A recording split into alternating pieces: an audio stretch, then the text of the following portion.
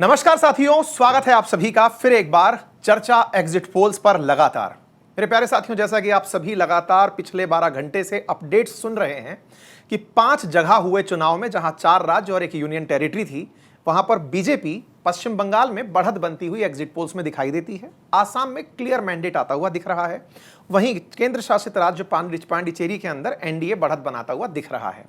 केरल में कांग्रेस का गठबंधन, तो वहीं तमिलनाडु में जो एग्जिस्टिंग सरकार है वही वापस रिपीट करती हुई दिखाई दे रही है।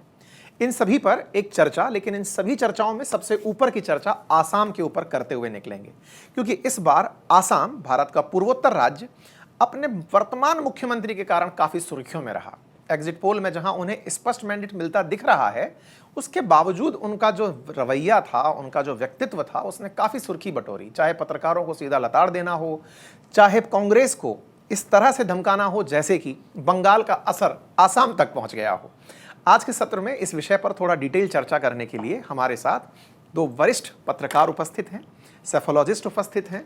एक हैं हमारे साथ अजीत द्विवेदी जी, सर नमस्कार। और आप हैं सज्जन कुमार जी, आपका भी नमस्कार। सर, हम आते हैं मुद्दे के ऊपर और चर्चा सीधा आसाम से। आसाम के बारे में क्या ख्याल है? जो सवाल है कि आसाम में बिशप शर्मा का इस तरह का प्रतिक्रिया क्यों था? क्या पार्टी अंदर से ये सर्वे कराकर नहीं बताती कि भैया तुम जीत रहे हो तो इस तरह का रवैया मत बनाओ, या यही रवैया था जो उन्हें जिता रहा था? थोड़ा समझाइए ना। देखिए, ये बड़ी हैरान करने वाली बात थी। इस रवैये के बावजूद जीत रहे थे वो। इस रवैये की जरूरत बिल्कुल नहीं थी उनको। वो अपने दूसरे कारणों से भारतीय जनता पार्टी असम में चुनाव जीत रही थी, और उसमें 2 मुख्य कारण थे भारतीय जनता पार्टी के वहाँ से चुनाव जीतने के। एक तो जो पिछले 10 साल का काम है, खासतौर से 5 साल का काम, आप गुवाहाटी में बहुत काम हुआ है, असम के और इलाकों में भी बहुत काम हुआ है वहाँ, और जो वेलफेयर की स्कीम्स हैं वो भी चल रही थी और काम हुआ। जैसे अभी आप देखिए गुवाहाटी का जो नया एयरपोर्ट बना है, आप उस एयरपोर्ट को देखिए, कई लोग उसकी तस्वीरें शेयर किए तो लोग कहने लगे कि दुनिया के किस देश का है, और यूरोप का है, अमेरिका का। इस तरह का एयरपोर्ट उन्होंने डेवलप किया वहाँ, हिमंत बिस्वा शर्मा के टाइम हुआ ये। तो काम भी बहुत हुआ है। पहला कारण तो ये था। और दूसरा कारण ये था कि 2023 में जो परिसीमन हुआ है वहाँ, उस परिसीमन के जरिए मुस्लिम बहुल सीटों की संख्या इतनी कम कर दी गई है कि भारतीय जनता पार्टी की इलेक्टोरल चुनौती समाप्त हो गई है। एक समय था उसकी सीमा बताएंगे हमको सज्जन जी की कितनी सीटें थी। हम लोग मानते थे, कई एक एस्टिमेट था कि 39 सीटें ऐसी थी जहां मुस्लिम डिसाइड करता था कि कौन जीतेगा। कुछ लोगों का कहना है कि 50-52 सीटें ऐसी थी जहां मुस्लिम डिसाइड करेगा। परिसीमन के जरिए जो उसका ज्योग्राफिकल जो चेंज हुआ, डेमोग्राफिक चेंज हुआ, उसमें यह हुआ कि जैसे 3 कॉन्स्टिट्यूंसी, हम थोड़ा उसको समझा दें बारीकी से, 4 कॉन्स्टिट्यूंसी है। 4 कॉन्स्टिट्यूंसी में 50-50 हज़ार मुस्लिम वोट है। आपने उसमें से ऐसा किया कि 40-40 हज़ार वोट निकाल करके आपने एक ही कॉन्स्टिट्यूंसी में शिफ्ट कर दिया। उस एक कॉन्स्टिट्यूंसी में तो 2 लाख मुसलमान हो गया, लेकिन बाकी 3 कॉन्स्टिट्यूंसी में उसकी जो डिसाइसिव हैसियत थी वो समाप्त हो गई। अब वहाँ हिंदू वोट मेजोरिटी में है, हिंदू वोट डिसाइड करेगा कौन जीतेगा। अब एक कॉन्स्टिट्यूंसी जहाँ 2 लाख मुसलमान वोट है, वो आप 1.5 लाख वोट से कांग्रेस जीत जाए, या बदरुद्दीन अजमल 1.5 लाख वोट से जीत जाए, उससे कोई फर्क नहीं पड़ेगा। और ये आपको प्रत्यक्ष रूप से दिखाई देगा कि इस चुनाव में आप देखिएगा, अभी जो सर्वे आ रहे हैं उसमें कोई सर्वे कांग्रेस और बीजेपी के वोट में 2%, 3%, 4% से ज़्यादा का अंतर नहीं दिखा रहा है। लेकिन सीटें कांग्रेस का अलायंस 29 और वो 100 के करीब, 27-28 इनका, 26 मतलब 126 सीटें हैं तो 26-27 इनका और 99-100 उनका। ये अंतर इसलिए आ रहा है क्योंकि वोट परसेंटेज में इतना कम अंतर है, इसके बावजूद सीटों में अंतर इसलिए आ रहा है क्योंकि मुस्लिम वोट एक सर्टेन इलाके में वो संख्या हो गई 20-22 सीटों की। वो सारी सीटें जीत जाइए आप। हेमंत बिस्वा शर्मा ने कहा कि हम तो 102 ही 4 सीट लड़के खुश हैं, 22 सीट तो आप ले जाओ, आप जीत ही जाओ, लेकिन इस 101-2 में सब हम जीतेंगे, आपके लिए कोई गुंजाइश नहीं। क्या सर, आपको ऐसा नहीं लगता कि इस तरह से जो परिसीमन किया, जो आप बता रहे हैं परिसीमन की वजह से ऐसा निकल कर आया, क्या यही एक ऐसा कारण नहीं बना संसद के अंदर, जब महिला आरक्षण के बाद जनगणना के आंकड़ों के बिना 2011 के आंकड़ों से परिसीमन करके जो सांसदों की संख्या बढ़ाने के पीछे का अपोजिशन का विरोध था? एग्जैक्टली, ये सबसे बड़ा कारण है। महिला आरक्षण में अब किसी को आपत्ति नहीं है। अब असम और जम्मू कश्मीर, ये 2 एग्जाम्पल हम लोग हमेशा देते हैं। अभी जम्मू कश्मीर में परिसीमन हुआ और 7 सीटें बढ़ाई गई टोटल। लद्दाख अलग किया गया, करगिल अलग हुआ, उनकी सीटें हटा दें तो 7 सीटें बढ़ाई गई। जम्मू, अभी जो मौजूदा जम्मू कश्मीर है, 1 सीट घाटी में बढ़ी और 6 सीटें जम्मू रीजन में बढ़ी। जो जम्मू रीजन में 6 सीटें बढ़ी उसमें से 5 बीजेपी जीती है। तो ये एक फैक्ट, ये जो भय है अपोजिशन में कि परिसीमन होगा, तो इसी तरह से परिसीमन होगा कि जो कास्ट का कॉम्बिनेशन है, कहीं जहां मान लीजिए कि झारखंड में आदिवासी वोट से हेमंत सोरेन जीत रहे हैं, तो इस तरह से करो, उस तरह से, जिसको जेरिमेंडरिंग हम कह रहे हैं, कि ऐसा कर दो कि उनका मैं परिसीमन पर एक छोटी सी टिप्पणी कर देता हूं। भारतीय संविधान की यह व्यवस्था है कि जब जनगणना की जाती है तो यह देखा जाता है कि किस संसदीय क्षेत्र में या किस विधानसभा क्षेत्र के अंदर कितने मतदाता एक विधायक या सांसद चुनेंगे।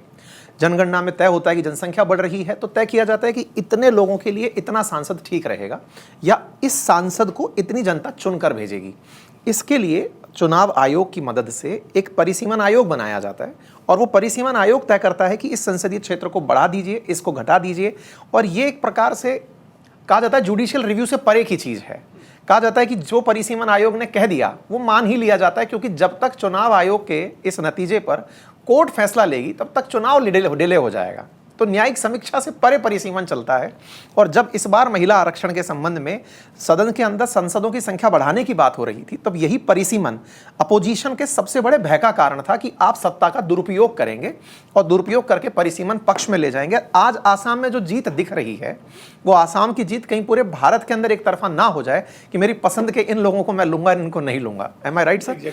ठीक है, तो सर अब आप बताइए कि हेमंत बिश्व शर्मा के व्यक्तित्व पर टिप्पणी करना चाहूंगा, मैं आपसे करवाना चाहूंगा। चुनाव से पहले तो उचित नहीं था, लेकिन अब बताइए कि क्या था ये कारण कि वो किस बात से इतना बौखलाए हुए दिख रहे थे? क्या उनको बीजेपी हटाने के बारे में प्लानिंग कर रही है क्या?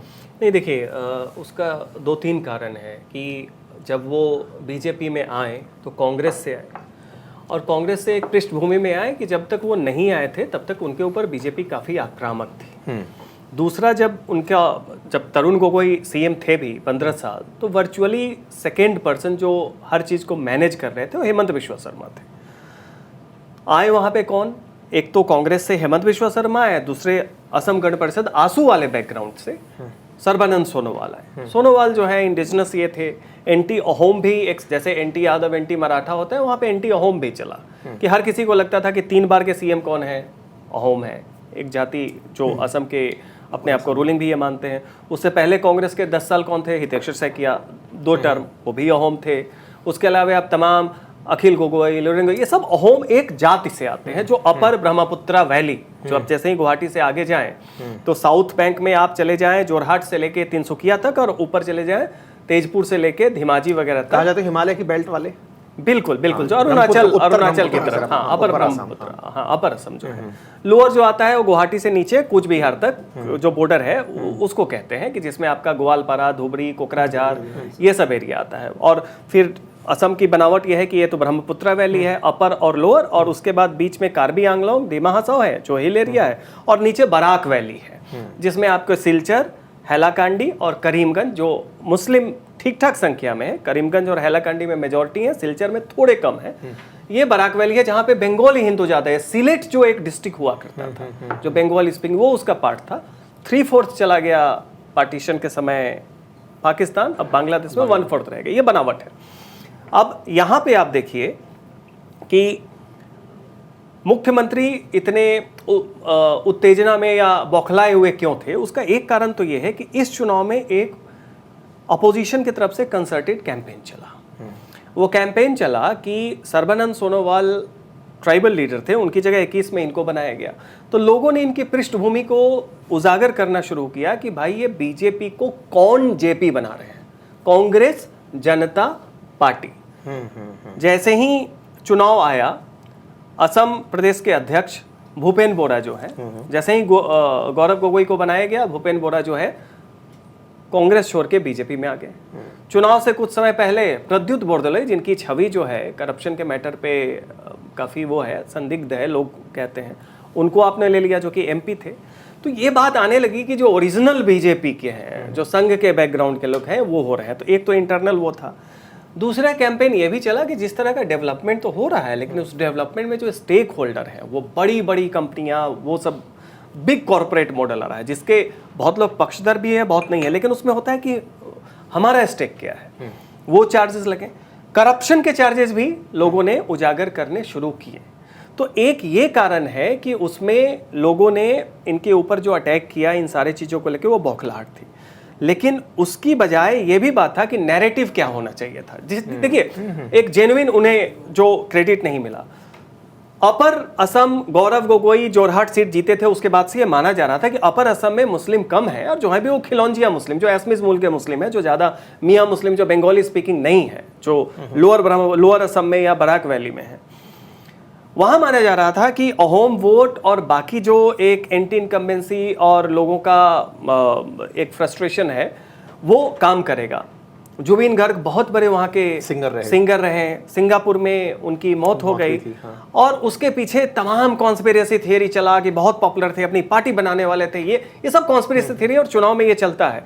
ये चीज़ें कांग्रेस और तमाम ऐसे भी स्वतः तरीके से युवाओं में चल रहा था। तो ये उम्मीद थी कि यूडीएफ डिस्क्रेडिट हो गई है, 11 लाख के करीब वोट से बदरुद्दीन अजमल हारे, तो मुस्लिम वोट कंसोलिडेट हो गया है। तो आपने अलायंस नहीं किया कि मुस्लिम वोट तो आ रहा है लोअर और बराक वैली में, लोअर ब्रह्मपुत्रा।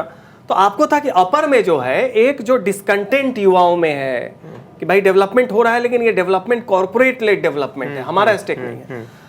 लेकिन कुछ चीजें हो रही थी वहां पे। 75% एसमिस जो है किसी न किसी वेलफेयर स्कीम से लाभान्वित है। 40 लाख महिलाओं को अरुणोदय स्कीम के तहत 9,000 रुपए उनके अकाउंट में दिए गए। ये भी कुछ नहीं है। जितने शारीरिक रूप से सक्षम नहीं है, जो पर्सन विद डिसेबिलिटीज हैं, उनको भी इस स्कीम का फायदा मिला।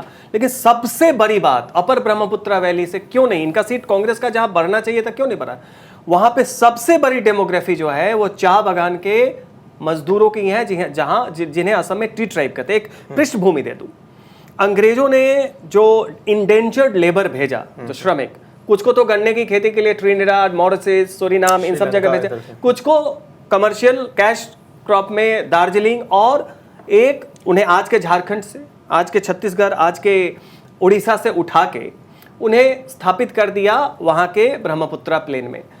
टी गार्डन्स बने, टी विलेजेस बने, उन्हें 150 साल पहले वहां रखा गया, ना तो किसी से मिलने दिया जाता था, एक वीकली हाट लगता था, और उन्हें लेबर क्वार्टर हेरिडिटरी अलॉट होता था।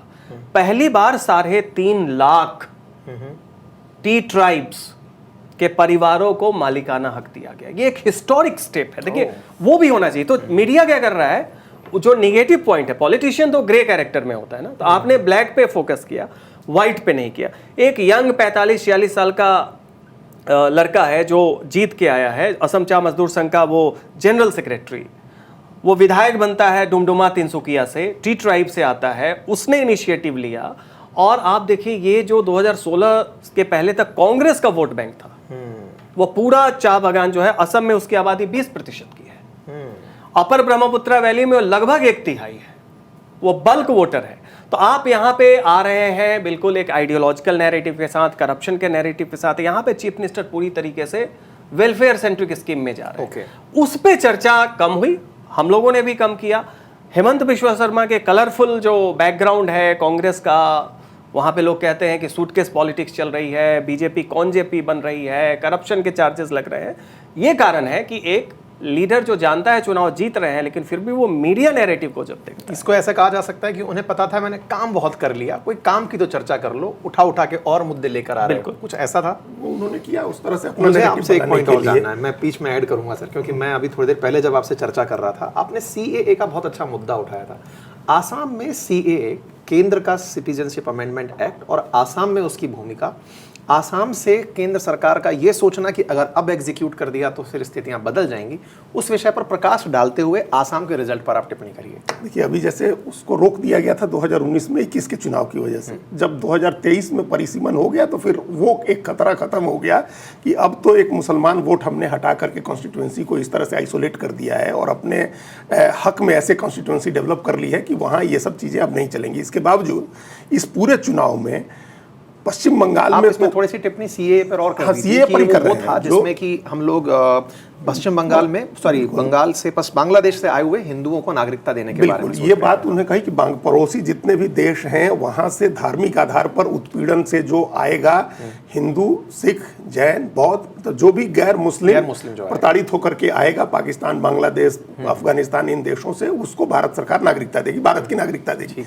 ये सीए कानून था। तो ये आसाम में भी आना था? आसाम में भी, पूरे देश में ही आना था, तो आसाम में तो आना ही था। आसाम में विरोध क्यों था फिर? विरोध असम में इसलिए था कि वो अहोम अहोम जो आबादी है जिसकी अभी हम लोग चर्चा कर रहे थे, कितना परसेंट है वो लगभग? बड़ी आबादी है अहोम की वहाँ, और अपर असम तो पूरा लगभग अहोम है। और एक उन लोगों ने राज किया है, लचित बारफुकन, हम लोग वहाँ के जो सबसे बड़े नायक हैं वो अहोम हैं, और अहोम ही मुख्यमंत्री होते रहे थे, अपर असम से ही मुख्यमंत्री होते रहे थे। ये प्रफुल्ल कुमार महंत हो या हितेश्वर सैकिया हो या यहाँ तक कि ये लोग सर्बानंद सोनोवाल, ये सब अपर असम के ही थे। ये पहली बार हेमंत बिस्वा शर्मा को लेकर के एक नैरेटिव भी चला था, क्योंकि लोअर असम बांग्लादेश के टच में बिल्कुल उसके ज्यादा टच में है, तो वहाँ घुसपैठ भी है, मियाँ मुसलमान जिसको कहते हैं वो ज्यादा है। तो वो जो अहोम है, असमिया भाषी हिंदू है, उसको उसने एक नैरेटिव बनाया, और उसी में ये दो नेता निकले, अखिल गोगोई और लुरिनजोत गोगोई। असम जातीयता परिषद एक पार्टी बनी, रायजोर दल एक पार्टी बनी, और इन लोगों ने बड़ा लंबा आंदोलन किया सीएए के खिलाफ। उसी में अखिल गोगोई नेता बने और विधायक भी हुए अखिल गोगोई। तो ये एक आंदोलन चला कि जो अहोम आबादी है वो अल्पसंख्यक हो जाएगी, यहाँ बांग्ला बोलने वाले लोग यहाँ ज्यादा हो जाएंगे, बहुसंख्यक हो जाएंगे, क्योंकि बांग्लादेश से जो आया है हिंदू भी आया, जिस हिंदू को आप देंगे सीएए के तहत नागरिकता देंगे वो तो बांग्ला भाषी हुआ ना। तो ये होगा कि भाषाई आधार पर एक राज्य है, ये भाषा वाला राज्य है, लिंग्विस्टिक आइडेंटिटी का राज्य है, उसकी वही आइडेंटिटी खत्म हो जाएगी। यहाँ बांग्ला बोलने वाले लोग हो जाएंगे, और दूसरे गैर बांग्ला और गैर अहोम भाषी भी बहुत हैं असम में, जिनके खिलाफ आंदोलन चला। पूरा जो इथनिक आंदोलन था ना, जो असम तो इथनिक आंदोलन वाला देश है, उल्फा इसीलिए था, बाहर के लोगों पर जो अटैक हुए वो जो बिहार के लोगों के लिए, मारवाड़ी लोगों पर ये सब अटैक था, तो भाषा के आधार पर ही था ना, आइडेंटिटी, इथनिक आइडेंटिटी के आधार पर था, बंगाली हिंदुओं पर अटैक हुए। तो ये इसलिए कि बांग्ला भाषी हो, गैर बांग्ला भाषी हो, हिंदी बोलने वाला हो, वो ना यहाँ उसका वर्चस्व न बने, इसलिए अहोम इसका विरोध कर रहे थे सीएए का। उनको लग रहा था कि इससे बांग्ला भाषी बढ़ जाएंगे, और ऑलरेडी हिंदी बोलने वाले काफी हो गए हैं, तो हम अल्पसंख्यक हो जाएंगे। तो बीजेपी को एक समझ में बात आ गई कि अगर 21 में इसको लागू करते हैं तो अभी बहुत नेसेंट स्टेज में 5 साल राज किया, अभी हम लोग की स्थिति ऐसी नहीं बनी है कि हम लोग उसको काउंटर कर पाएंगे। तो ऐसा ना हो कि बांग्लादेश पश्चिम बंगाल जीतने जाए और असम भी गंवा दें। तो हम लोगों ने रोक दिया इसको, इसके रूल को नोटिफाई नहीं किया। अभी रूल नोटिफाई हो गया, किसी एक नागरिकता देने की शुरुआत हो गई। इसके बावजूद 10 बार आपको इंसिडेंट मिल जाएगा। पश्चिम बंगाल में प्रधानमंत्री ने, अमित शाह ने, सबने कहा कि हम सीएए के तहत नागरिकता देंगे। असम में ये बात एक बार नहीं कही गई है। अभी भी कहीं ना कहीं ये आशंका है कि इसका निगेटिव इंपैक्ट हो सकता है। तो असम में नहीं कहा जाता था कि हम सीएए के तहत नागरिकता देंगे, बंगाल में कहा जाता था कि सीएए के तहत नागरिकता देंगे। तो ये खतरा अभी भी था, हालांकि वो खतरा न्यूट्रलाइज हो गया था। एक तो उसकी वजह से, परिसीमन की वजह से, एक जो विकास के काम हुए जिनकी अभी चर्चा की, जो टी बगान वाली चर्चा है, और उसमें एक चर्चा जो है वो हम लोग उसकी नहीं करते हैं, जो बोडोलैंड की है। बोडोलैंड का एक बड़ा इलाका है जिसमें बीजेपी ने इतने होशियारी से अपना कार्ड प्ले किया। आप देखिए, 2 ही प्लेयर हैं वहाँ, प्रमोद बोड़ो और हगरामा मोहिलारी। पहले हगरामा मोहिलारी के साथ बीजेपी ने तालमेल कर लिया, फिर हगरामा मोहिलारी हार गए, बोडोलैंड के इलाके में बीटीसी का चुनाव भी हार गए। यूपीपीएल जो प्रमोद बोड़ो की पार्टी है वो जीत गई, तो बीजेपी ने प्रमोद बोड़ो से तालमेल कर लिया, यूपीपीएल से, और हगरामा मोहिलारी चले गए कांग्रेस के अलायंस में पिछली बार। अब फिर वापस अभी जो बीटीसी का चुनाव हुआ, बोडोलैंड ट्राइबल काउंसिल का, ऑटोनोमस काउंसिल का, तो उसमें हगरामा मोहिलारी जीत गए, तो बीजेपी ने फिर उनसे तालमेल कर लिया। लेकिन अब इस बार यूपीपीएल को छोड़ा नहीं प्रमोद बोड़ो को। प्रमोद बोड़ो को जो है राज्यसभा भेज दिया भारतीय जनता पार्टी ने वहां से, और ये ऐसा उपाय कर दिया कि बराक वैली की जो 15 सीटें हैं उसमें या तो बीपीएफ जीते या यूपीपीएल जीते, बीजेपी जीते, मतलब वहां कांग्रेस नहीं जीत पाए।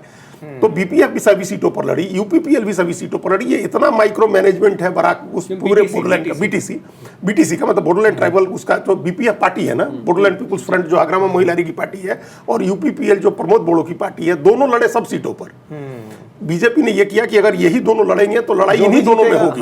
जो जीतेगा हमारे साथ आएगा, कांग्रेस नहीं जीत पाएगी। अगर एक रहेगा तो कांग्रेस आ सकती है। इस लेवल का माइक्रो मैनेजमेंट था। इसके बावजूद आपने देखा हेमंत बिस्वा शर्मा अपना किए जा रहे, चूंकि एक व्यक्ति का स्वभाव भी होता है, वो नेशनल फिगर भी बन चुके हैं। काफी चर्चाओं वो बाहर के, असम के बाहर के लोगों को एड्रेस कर रहे थे, तो इस चक्कर में वहां से वो मामला इसलिए ज्यादा उठ करके आया। इंटरेस्टिंग है आसाम की समीकरण को समझना। इन सभी चीजों में जैसे माइक्रो मैनेजमेंट की बात हुई, ये माइक्रो मैनेजमेंट आसाम में, बंगाल में खूब चर्चा में आया। तमिलनाडु में क्या कारण रहा कि ये चर्चा कभी उठ ही नहीं पाती कि वहां पर इनका माइक्रो मैनेजमेंट किसी भी प्रकार का, क्योंकि एग्जिट पोल भी यही बता रहे हैं कि या तो डीएमके है या एआईडीएमके है। कुछ एग्जिट पोल्स एआईडीएमके को उठते दिखा रहे हैं, और एक बड़ा चेहरा जो फिल्म स्टार से बनी पार्टी है विजय कुमार की, उनके बारे में भी चर्चा निकल करके आ रही है।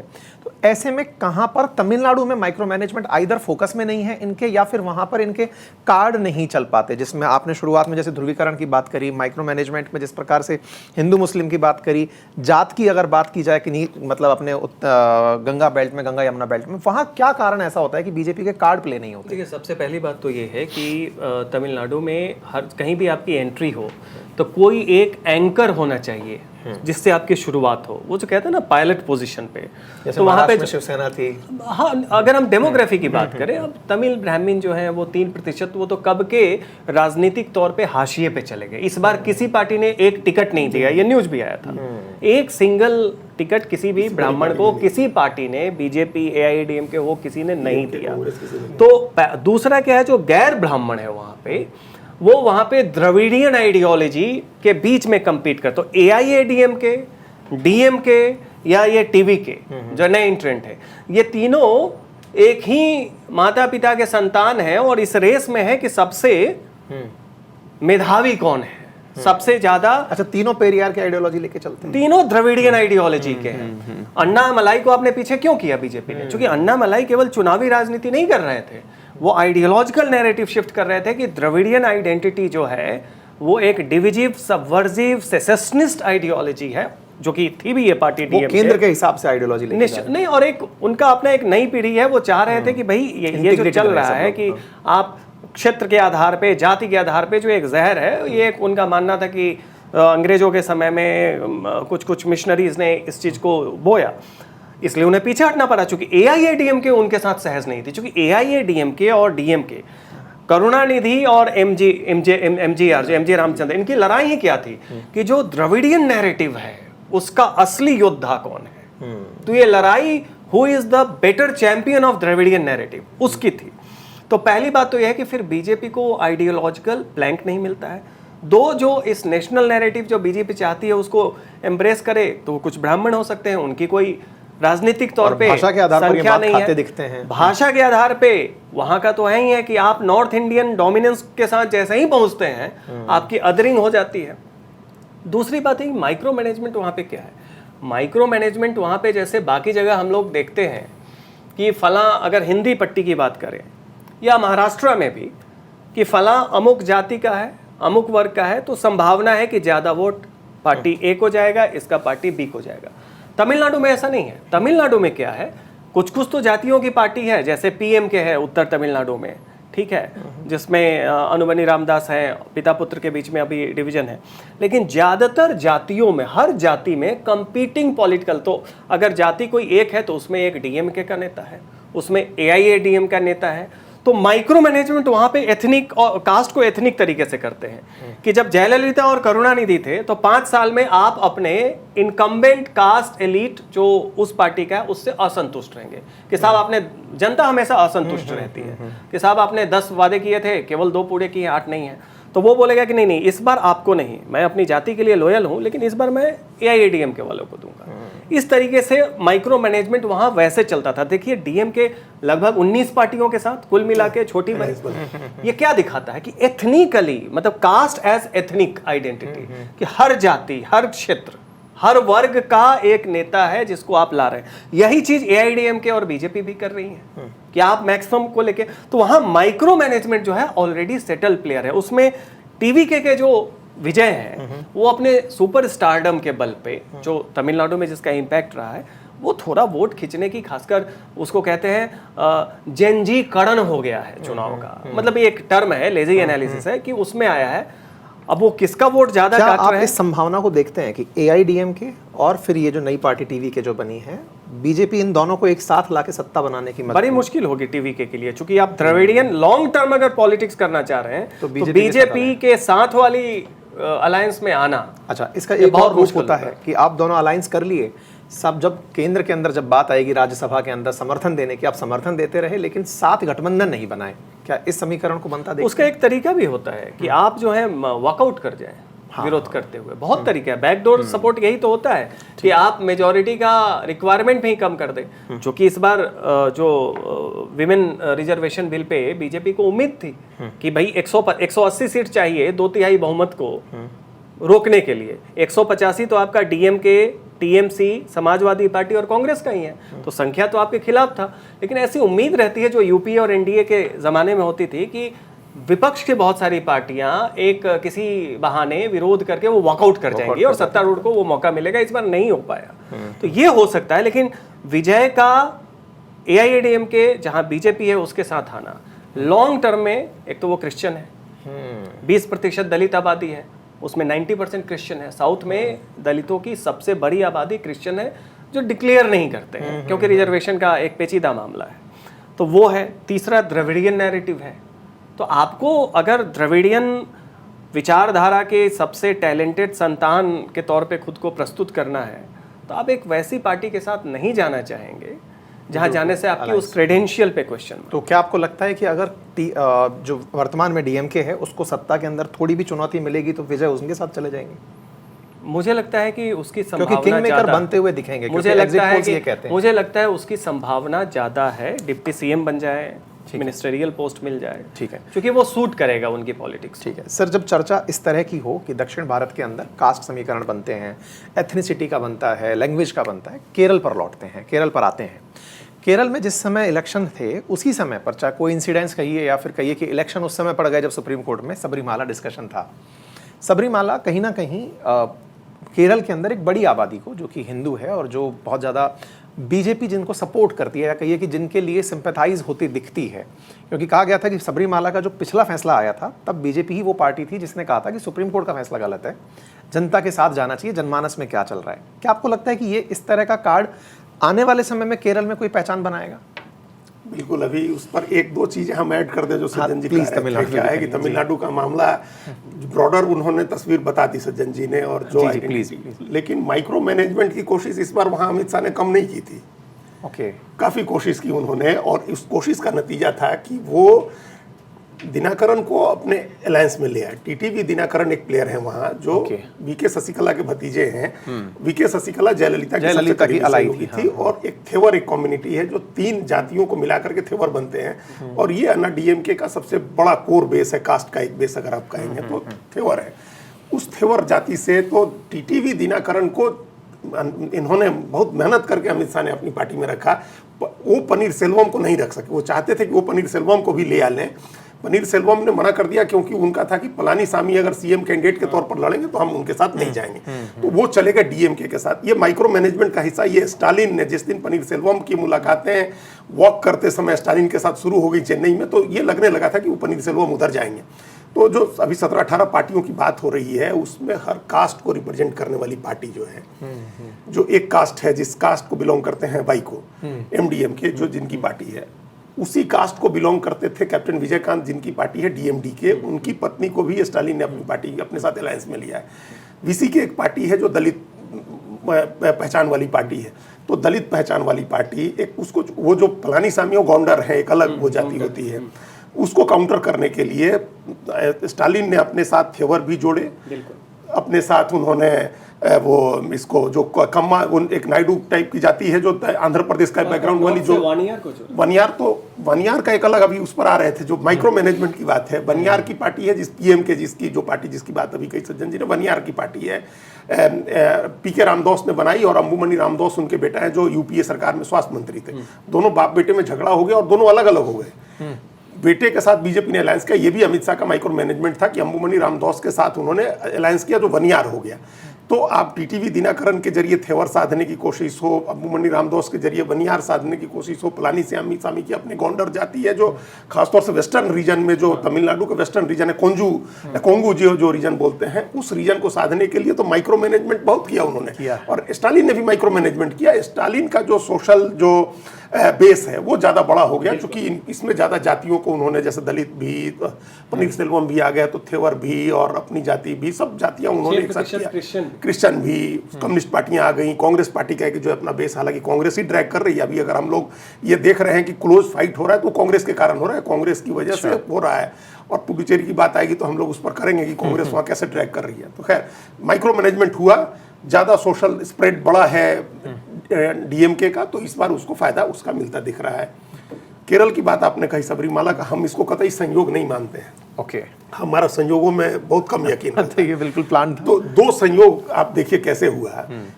कब क्या है, 2018 में फैसला पलटा था सुप्रीम कोर्ट में। उसके बाद जो शरद बोबड़े जब चीफ जस्टिस थे, उस समय भी बेंच का गठन हुआ था सबरीमाला पर मामले की सुनवाई के लिए। 5 जज का बेंच, नहीं सुनवाई हुई, बड़ी बेंच बनेगी, तो बड़ी बेंच बनी। तो ये कैसे संयोग होगा कि 7 अप्रैल को जिस दिन चुनाव प्रचार बंद हो रहा था केरल के लिए, उस दिन सुनवाई करे सुप्रीम कोर्ट, और सुनवाई शुरू करे सुप्रीम कोर्ट तो पहले भारत सरकार को मौका दे कि आप अपना पक्ष रखिए। 7 और 8 अप्रैल को मतलब केंद्र सरकार ने अपना पक्ष रखा। उसके बाद जो रखे उसका क्या मतलब है। 9 तारीख के अखबार में तो उस दिन छपा जो 8 तारीख को भारत सरकार ने कहा। और भारत सरकार ने 2 दिन की बहस में ये कहा, तुषार मेहता ने और जो भी था, एसबी राजू, तुषार मेहता, सबने कहा कि ये गलत है, धर्म के मामले में अदालत को भी दखल नहीं देना चाहिए, किसी सरकार को भी दखल नहीं देना चाहिए है, और तमाम तरह के आर्गुमेंट उसमें दिए। तो ये संयोग नहीं था कि उस दिन सुनवाई शुरू हुई, पहले भारत सरकार को मौका मिला और भारत सरकार ने ये कहा कि अपनी एक हिंदू पोजीशनिंग की केरल में। ये भी संयोग नहीं था कि जिस दिन पश्चिम बंगाल के पहले चरण का चुनाव प्रचार बंद हुआ 21 तारीख को, उस दिन ईडी के काम में दखल डालने वाला केस सुप्रीम कोर्ट में आए और सुप्रीम कोर्ट ममता बनर्जी को फटकार लगाए। हम इसको भी संयोग नहीं मानते हैं। ये 21 तारीख को आया था मामला। तो खैर वो अपने इस तरह के घटित होते रहती हैं चीजें जो है। अब जो हिंदू आइडेंटिटी वाली बात केरल में जो सबरीमाला के जरिए भारतीय जनता पार्टी ने की, इसको बड़े कायदे से उसने स्प्रेड किया है केरल में। 11 से 13% की पार्टी है केरल में अभी भारतीय जनता पार्टी। अभी लोकसभा चुनाव में उसका खाता भी खुला। त्रिशूर सीट जो है सुरेश गोपी जीते, और तिरुवनंतपुरम में राजीव चंद्रशेखर सिर्फ 16,000 वोट से हारे शशि थरूर से। और ये पहली बार हुआ कि तिरुवनंतपुरम में नगर निगम में मेयर बना भारतीय जनता पार्टी का। तो ये हिंदू स्पिरिट है। जो काम वो कोई नहीं कर सका, इन लोगों ने ये जो अपने मेट्रो के श्रीधरन को लड़ा करके जो काम नहीं कर सके, वो काम अब आगे इन लोगों ने 2 तरीके से किया है। और उसका नुकसान किस तरह से हुआ है लेफ्ट को, लेफ्ट के सत्ता से बाहर होने का एक बड़ा कारण ये भी है। क्या हम लोग ये मानते हैं कि जब क्राइसिस का टाइम होता है, तो क्या आप ये मानते हैं कि लेफ्ट इस चुनाव से बाहर हो रहा है क्योंकि कांग्रेस यूडीपी गठबंधन आ रहा है? हाँ ठीक है, हम वो जो एग्जिट पोल का हम उसके साथ जा रहे हैं कि कांग्रेस पार्टी आ रही है। लेफ्ट का कैसे कमजोर हुआ है, बीजेपी को अगर 14% या 13% वोट आ रहा है तो हिंदू ही वोट आएगा ना, दूसरा तो कोई उसको वोट नहीं दे रहा। उसका ईसाई जो क्रिश्चियन आउटरीच था वो कामयाब नहीं हुआ है। तो वो तो उसने इसको हिंदू वोट जो भी आ रहा है, ट्रेडिशनली केरल में हिंदू का वोट लेफ्ट के साथ जाता था, वो वोट नहीं इस बार अगर उसमें से बीजेपी ले रही है तो ये लेफ्ट का नुकसान है। और लेफ्ट ने क्या किया कि एक जो आउटरीच किया, हिंदू आउटरीच किया जो विजयन ने अपनी तरफ से, उन्होंने 2 गलत काम, उनके जो गलत हुआ डिसीजन चुनाव के टाइम। एक तो उन्होंने केंद्र सरकार के प्रति बड़ा सद्भाव दिखाया। नेशनल एजुकेशन पॉलिसी को इंप्लीमेंट करने के लिए उन्होंने कहा कि इससे केंद्र सरकार से पैसे आएंगे तो हमको जरूरत है। कुछ अडानी फैक्टर भी था कि अडानी को विरोध नहीं किया। वो तो पोर्ट जो आया उस पोर्ट पर तो सब गए वहां, तो धक्के देकर के कांग्रेस पार्टी के लोग आगे चला, लग रहा था कि एक दूसरे को कुचल के आगे बढ़ जाएगा अपने को वहां दिखाने के लिए कि डेवलपमेंट का प्रोजेक्ट है। ये जो भारत सरकार के साथ उन्होंने जो सद्भाव दिखाया कि पैसा आएगा, एक तो ये किया। और दूसरा वहाँ एक कैरेक्टर है नतेसन, जो एजवा आते हैं, एडवा कहिए या एजवा कहिए, ओबीसी कम्युनिटी है, एजवा बड़ी कम्युनिटी है। उसकी लीडरशिप आजकल काफ़ी कम हो गई। एक टाइम में वायलार रवि बड़े नेता होते थे, एजवा कांग्रेस पार्टी के नेता थे, सीएम के कैंडिडेट माने जाते थे। तो नतेसन उसमें है और अपना हेटमॉन्गरिंग के लिए जाने जाते हैं, मुसलमानों के खिलाफ बहुत जहर उगलते हैं वो। उनको एक कार्यक्रम के बाद वो निकले तो विजय ने अपनी गाड़ी में बिठा लिया। ये 4-5-6 महीने पहले की बात है। तो एक मुसलमानों में एक मैसेज गया कि भाई ये तो नतेसन का से दोस्ती दिखा रहे हैं। और दूसरी तरफ बीजेपी भी नतेसन से दोस्ती दिखा रही थी नायर सेवा संघ के जरिए और एजवा के जरिए। नायर और एजवा दोनों को बीजेपी भी अपने तरफ करने की कोशिश कर रही थी। तो ये जो हिंदू आउटरीच किया विजयन ने, तो इससे 45% जो 27% मुसलमान, 18% क्रिश्चियन, इसके बीच में एक मैसेज गया कि भाई ये भरोसे के लायक नहीं है, हिंदू आउटरीच बहुत कर रहे हैं और केंद्र सरकार के प्रति बड़ा कर रहे हैं। अन्यथा कोई कारण नहीं था विजयन हारते। क्राइसिस का समय है अभी, पश्चिम एशिया में खाड़ी में जंग चल रही है। पिछली बार क्राइसिस का कारण था कोरोना का प्रबंधन था जो विजयन वापस आए थे, और इस बार भी बहुत कायदे से हैंडल कर रहे थे इस क्राइसिस को। लेकिन वो चूंकि उनका हिंदू आउटरीच हो गया, एक तो अपना तो हिंदू उनसे अल्पसंख्यक छिटका, और दूसरा जो हिंदू का वोट बीजेपी ले रही थी वो भी इनको डैमेज कर गया। तो इसके कारण इसका ये कारण हुआ है कि बीजेपी का भी खाता खुल रहा है और कांग्रेस पार्टी का जो अलायंस है वो वहाँ सत्ता में आता दिख रहा है। बहुत ही बढ़िया, मतलब ये बहुत अल्टीमेट एनालिसिस है। पिछली बार लोकसभा के टाइम पे केरला स्टोरी ने वो काम करने का प्रयास किया था कि उस डिवाइड को थोड़ा दिखाया जाए, और सबरीमाला कहीं ना कहीं उसमें ऐड ऑन करती चली गई। पौंडीचेरी का क्या मतलब चुनावी समीकरण है, क्योंकि पौंडीचेरी के बारे में मतलब हमारी ऑडियंस इसको जानती है कि यूनियन टेरिटरी 3 ही है जहाँ पे विधानसभा चलती है, दिल्ली, पौंडीचेरी, जम्मू कश्मीर। और पौंडीचेरी की विधानसभा के इलेक्शन में रिजल्ट्स एनडीए के फेवर में आते दिख रहे हैं, एग्जिट पोल्स दिखाई दे रहे हैं, रिजल्ट्स नहीं होगा। क्या है पौंडीचेरी की समीकरण को एक बार के लिए अगर हम थोड़ा ग्रास रूट से समझाएं कि कैसे इलेक्शन होता है और कौन लोग डोमिनेट करते हैं वहाँ पे, मतलब इलेक्शन के अंदर? देखिए, आप हमेशा देखिएगा कि जब छोटे कोस्टल राज्य, चाहे गोवा हो चाहे पौंडीचेरी हो, एक बार वहाँ पे एनजी रंगास्वामी है, एनआर कांग्रेस, हाँ ANRC कहते हैं, एनआर कांग्रेस के लॉन्गेस्ट सर्विंग चीफ मिनिस्टर हैं, और वो एक छोटा सा वो यूनियन टेरिटरी है, तो इतना एक्सेलेंट मैनेजमेंट है, काफ़ी लोकप्रिय है, कोई एंटी इनकम्बेंसी उनके तरफ, इस तरह के एंटी इनकम्बेंसी की लोग नाराज हो वो नहीं था। आमतौर पे लोग बोले कि हाँ मिला जुला के ठीक ठाक है, सब कुछ डेवलपमेंट का ये है, तो इस लिहाज से वो फिर वहाँ पे आ रहे हैं। अब वहाँ पे देखिए पौंडीचेरी का क्या है कि टूरिस्टिक इकॉनमी है, वो इकॉनमी में जब भी रिसेशन आता है तो आपको वेलफेयर स्कीम के थ्रू आउटरीच करना होता है, जो कि वहाँ पे मिल रहे हैं, बेसिक इंफ्रास्ट्रक्चर वो वगैरह हो उसमें सपोर्ट मिलता है, तो उस कारण से इसमें कुछ वैसा नहीं है, चूँकि छोटा केंद्र शासित प्रदेश है। और वैसे भी आप देखिएगा पैटर्न है, छोटे राज्यों को बीजेपी या उसकी सहयोगी जब भी कैप्चर करती है, हिमाचल एक आध एक्सेप्शन आपको मिल जाएगा आपसे इनके क्राइसिस के कारण, अदरवाइज बीजेपी उसको बहुत ही स्ट्रांगली एंट्रेंच कर लेती है। एनजी रंगास्वामी की वही बात है कि वो इतना परफेक्ट मैनेजमेंट है कि वहाँ पे इंडिया अलायंस को या डीएमके वगैरह वहाँ चाहे कि चूंकि तमिलनाडु की डेमोग्राफी एक्सटेंड कर रही है उसको ले पाए, बड़ी मुश्किल है उनके लिए। आपका कोई एक्सपर्ट कमेंट? हमारा इसमें एक मानना है कि ये कांग्रेस जो है, कांग्रेस की वजह से पिछली बार भी पुडुचेरी हारी है लोग, और इस बार भी कांग्रेस हरवा रही है। 2016 के चुनाव में पुडुचेरी में अकेले कांग्रेस को 16 सीटें मिली थी, और जब सरकार बनाने की बारी आई तो यहाँ से अहमद पटेल ने अपने एक ऐसे नेता को भेज दिया जिसको लेकर के वहाँ कोई बहुत लोगों में उत्साह नहीं था। उन लोगों ने पीएमओ के स्टेट मिनिस्टर थे वी नारायण सामी, लोगों को नाम पता नहीं, अब भूल भी गए होंगे, तो नारायण सामी को सीएम बनवा दिया। वहाँ वैद्यलिंगम जो हैं वो बड़े नेता हैं कांग्रेस पार्टी के। ये रंगास्वामी जो हैं, जो जिन्होंने एनआर कांग्रेस बनाई, ये भी कांग्रेस पार्टी से गए।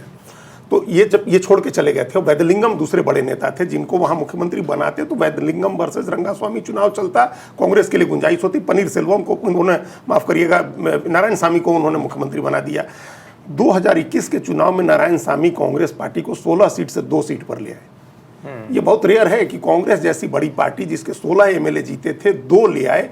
करप्शन के इतने चार्जेस लगे इतने छोटे से प्रदेश में, नारायण सामी के ऊपर, उनकी सरकार के ऊपर, लोगों का मोह भंग हुआ, उन लोगों ने रंगास्वामी को चुन दिया। उस समय कह रही थी डीएमके की माहौल है तमिलनाडु में हमारा, हम यहाँ तमिलनाडु जीत रहे हैं, इसका असर होगा वहाँ, हम ज़्यादा सीटें लड़ते हैं। कांग्रेस अड़ी रही कि नहीं हमारे 16 हैं, तो कांग्रेस 16 लड़ गई, 13 सीटें लड़ी डीएमके, और 1 सीट बीसीके को दी इन लोगों। अपनी 13 सीटों में से डीएमके ने 6 सीटें जीती, और कांग्रेस अपनी 16 में से सिर्फ 2 सीट जीती।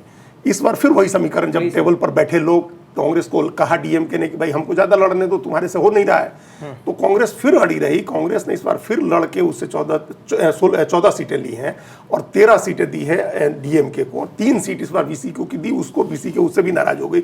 अब कांग्रेस फिर बहुत खराब परफॉर्म कर रही है, क्योंकि लीडर के नाम पर आपके पास वही नारायण सामी है, वैद्यलिंगम को आपने पीछे कर रखा है। कांग्रेस तो रंगास्वामी की हो गई, हाँ वो तो उन्हीं की हो गई है। तो अब ये जो कांग्रेस पार्टी है इसके पास कुछ, और ये ड्रैग कर रही है। देखिएगा इस बार भी जो सर्वेज में 8 सीटें आ रही हैं, उसमें हो सकता है कि ज्यादा सीट इस बार फिर डीएमके को ही मिले। अगर कांग्रेस सेकंड फिडल प्ले करने को तैयार हो जाए वहां, जैसे तमिलनाडु में भी अगर कुछ ड्रैग हो रहा है तो कांग्रेस के कारण हो रहा है। उसने इक्वेशन गठबंधन में इतना खराब किया कांग्रेस पार्टी ने कि लड़ के 3 सीटें ज्यादा ली, पहले 25 लड़े थे, इस बार 28 ली। मनिकम टैगोर एक नेता हैं जिनके बारे में ये कहा जाता है, स्टालिन ने खुद कहा राहुल गांधी को कि इसको चुप कराइए तब बातचीत होगी अलायंस की, तो वो नहीं करा पाते हैं राहुल गांधी। खबर तो यह है कि मनिकम टैगोर जो है के थ्रू वेणुगोपाल को मैसेज आता है राहुल गांधी का, इतने क्लोज है। और मनिकम टैगोर, हम लोग पार्लियामेंट जाते हैं तो अगली सीट खाली रहती है तो उस पर बैठते हैं। प्रियंका गांधी आकर के वाड्रा अगली सीट पर नहीं बैठती हैं, वो पीछे अपनी सीट पर बैठती हैं, चौथी पांचवी कतार में मनिकम टैगोर बैठते हैं। तो ये कांग्रेस ने ट्रैक किया है वहां जाकर के। हम पॉलिटिकल इक्वेशन समझा रहे हैं, बाकी चीजें तो बताई उन्होंने।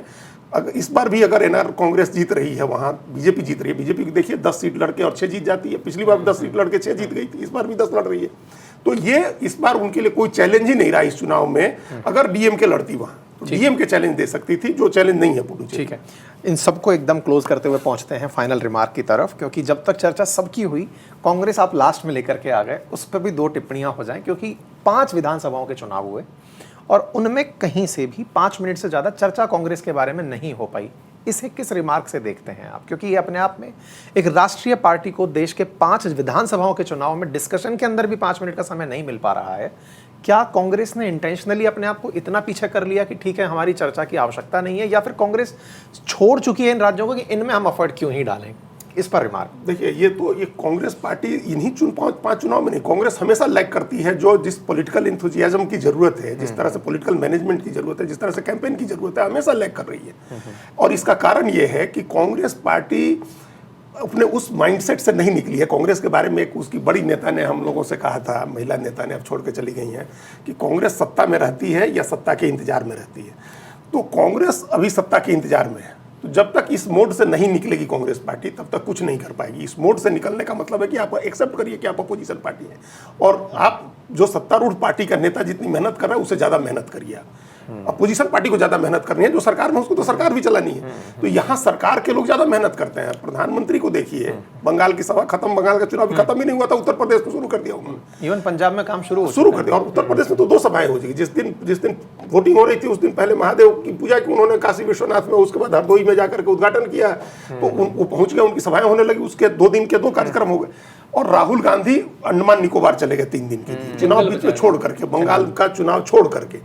बंगाल में प्रियंका गांधी वाड्रा प्रचार करने नहीं है, तमिलनाडु में प्रियंका गांधी वाड्रा को नहीं भेजा गया चुनाव प्रचार करने के लिए। तो आप इस मोड में हैं कि भारतीय जनता पार्टी गलती करेगी, लोग उससे उबेंगे ही, तो हम ही अपोजिशन है, हम ही विकल्प है, हम विकल्प बन के खुश हैं, संकल्प नहीं है। क्या कहेंगे इस पर?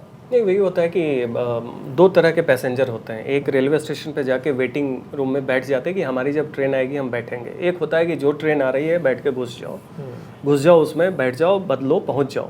बीजेपी वो पैसेंजर है जो घुस जाती है। कांग्रेस वाले वेटिंग रूम में जो इन्होंने कहा कि बैठते हैं कि जब ट्रेन आएगी, और आपको पता है भारतीय रेलवे में जो ट्रेन पीछे होती है वो पीछे होती चली जाती है। ठीक है, बहुत ही अल्टीमेट रिमार्क के साथ उम्मीद करते हैं आप सभी को आज का ये डिस्कशन पसंद आया होगा। आप भी अपनी राय जरूर कमेंट बॉक्स में रखिएगा। हमारे जो आज साथी पैनलिस्ट रहे, मैं सौभाग्यशाली फील कर रहा हूँ कि इन्होंने हमारे लिए समय निकाला। हम रिक्वेस्ट करेंगे कि आप फिर से हाजिर हों और हमें इस तरह से एनलाइटन करें। बहुत बहुत धन्यवाद सर आपका। बहुत धन्यवाद अंकित जी, आपका। Thank you.